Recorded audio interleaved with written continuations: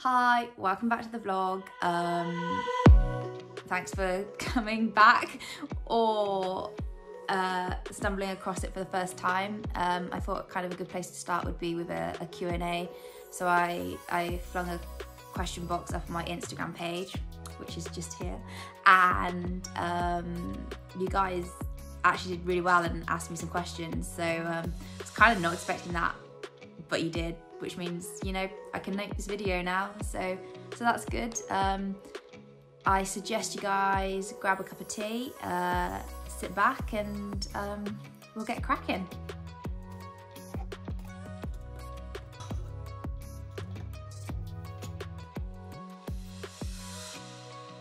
Right, so we're ready to roll.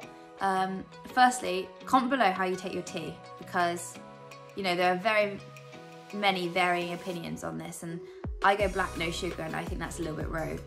So I'd be interested to see if I have any fellow black, no sugar tea drinkers watching the channel.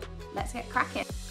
If I was a soup, I would 100% not be tomato, vegetable, potato, carrot, and coriander, because they're very kind of boring. I would definitely go for something a bit more bougie, spicy, maybe like a spicy chicken lentil soup. You know, sprinkle a bit of everything in there. I think my biggest mistake running has probably been overdoing it too many times and not learning from my mistakes. When they say you need to run slow to run faster, you listen, because actually it does work. And over the last 3 years, I have slowly but surely taken on that advice a little bit more and have seen positive results. So yeah, well, if anyone's seen my football commentary, they will have a clear understanding that I have absolutely no idea about football. However hard I try to understand the offside rule, don't think I'm ever going to, and I honestly have no idea who is in the Romanian Premier League. So we're just gonna go with Romania and hope that team exists. If I was stranded on a desert island, I would 100% bring music. I'd go AirPods and iPhone, but I think that might be cheating. So we're gonna go old school iPod shuffle with 100 80s songs on there. And we're gonna have a boogie with that. In the future, basically, I wanna be a professional coffee drinker.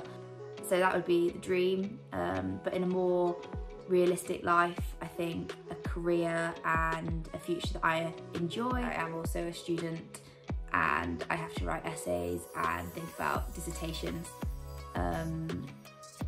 but I think I'm quite lucky that a large percentage of my time can be dedicated to running. Hands down, pizza. Toppings, ham and pineapple. I know it's a little bit controversial. Don't at me, because I rate it way above pepperoni, chicken and sweet corn, margarita. If you haven't got ham on your pizza, if you haven't got pineapple on your pizza, you're doing it all wrong.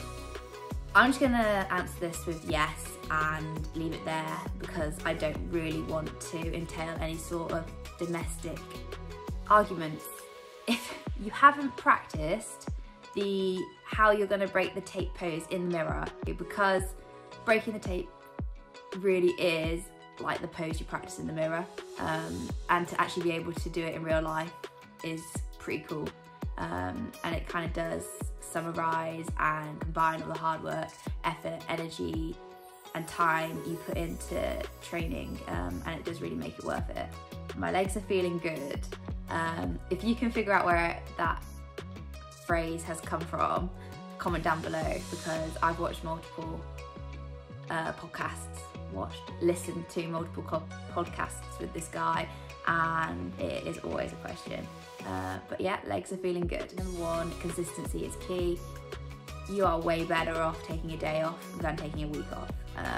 So respect that and listen to your body, and know when to kind of hold back a little bit. Secondly, enjoy it. It's meant to be fun. It's social, you can have a laugh with people. So yeah, get out there, enjoy it. Thirdly, do the things you don't really enjoy doing. I hate running up a hill. In fact, I look like a duck when I run up a hill. Foam rolling can probably come after cleaning the toilet, but I still make sure I do it. So keep the little things in, and that will help you to remain consistent and improve your running. I don't use protein powder.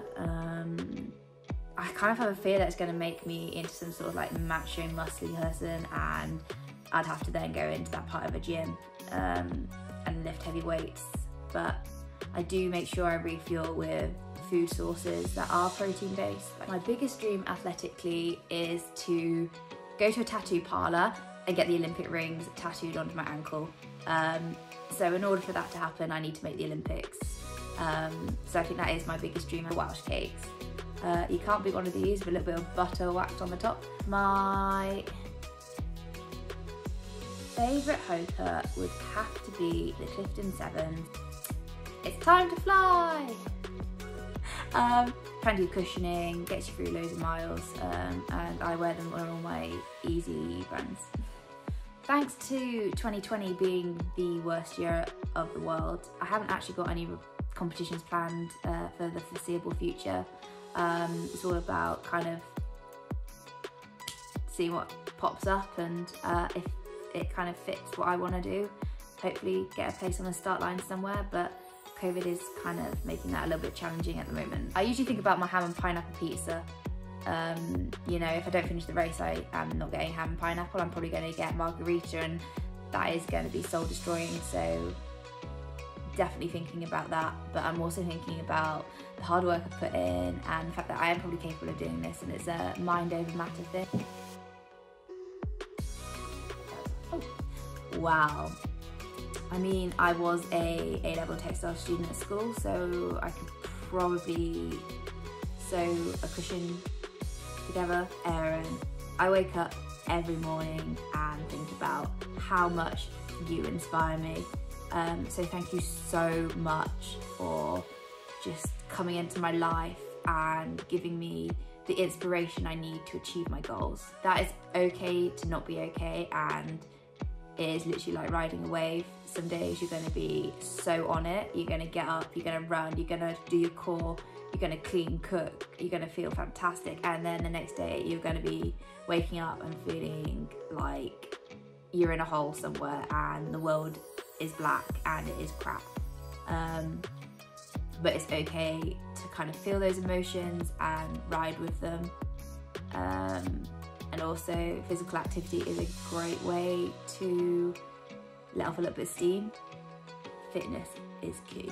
Due to my endurance ability, I'd rather fight a 1 Jenny Nesbitt sized duck than 20 duck sized Jenny Nesbitts, purely because I think I could outrun 1 Jenny Nesbitt sized duck, but I don't think I could outrun 20 duck sized Jenny Nesbitts. So we're gonna go with that. I had both knees operated on by the age of 22. Hashtag old woman. I had microfracture surgery to both of them. So they removed, or they fractured the back of my patellas to help lay down a new form of cartilage to protect them, as I managed to destroy my own. So I wouldn't recommend that. I think I definitely prefer off-road running, if cross-country can be classified as that, because there is literally nothing better than sitting in a pile of mud at the end of a tough 10k race where you slogged up and down hills and literally seeing stars in your eyes. It's the most satisfying thing. In a month, I think I run about 310 miles on average, depending on what races I have and the time of the year, but yeah, between 300 and 310 miles a month. My motivation to run probably comes from years of being competitive with myself. I want to see how far I can get, and I don't want to look back and be like, damn, I could have done this, or I could have done that, or I could have seen this, or I could have achieved that. How do I put up with Josh? I need a handbook. Help me. Okay, so that is a summary of my questions that you guys so nicely asked me. I guess all I say now is like and subscribe. Follow me on Instagram and Twitter. Oh my gosh, I am totally being that person now. Anyway, like and subscribe, and I hope to see you again soon.